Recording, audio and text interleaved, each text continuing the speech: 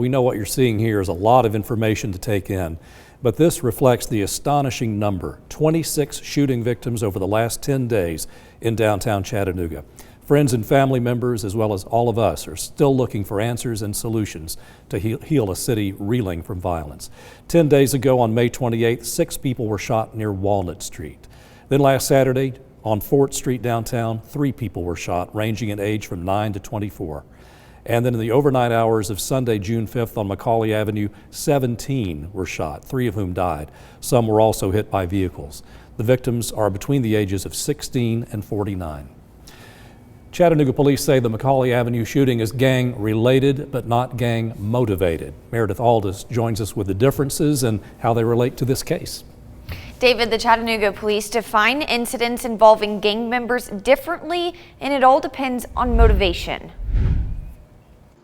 This past weekend on McCallie Avenue, 17 people were shot, 3 people died. Sergeant Miller says the incident is gang-related, but not gang-motivated. They have different definitions. So gang-related is a members-based approach, which if a victim or a suspect of a crime is or was a validated gang member, it could be considered gang-related. Sergeant Miller says a validated gang member could be a random victim, and technically it would be considered gang-related, which is what could be the case in the McCallie Avenue shooting. At the McCallie Avenue shooting, some of the victims may be gang members or involved in a gang. They may not have been the intended target, but because they are a validated gang member, then it becomes gang-related. To classify an incident as gang-motivated, it's about who's benefiting or directing the crime,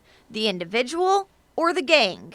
We don't have any information that would lead us to believe that the McCallie Avenue shooting was gang-motivated and that it was directed by a gang or in furtherance of a gang or to create gang violence. Sergeant Miller says each case is different, but if it's determined to be gang-motivated, sentence enhancements or additional charges could be added. To be considered a gang, it has to be a group of 3 or more people who are committing criminal acts for the furtherance of the group.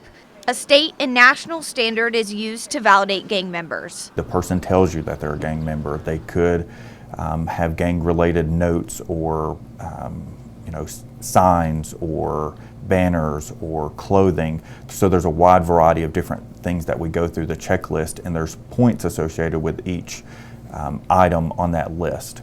While the most commonly known gangs are the national ones, Bloods and Crips, Sergeant Miller says there's a wide variety of gangs. It could be a street gang, motorcycle gang, it could be a hybrid gang. Sergeant Miller says not all gangs are violent. It's a small group of our population that creates the violence. Sergeant Miller says they're working to identify a suspect and determine the motive of the McCallie Avenue shooting. If you have information to share, you can remain anonymous. Call the tip line or submit a tip through the Atlas One app. Reporting live in the studio, Meredith Aldis, Local 3 News.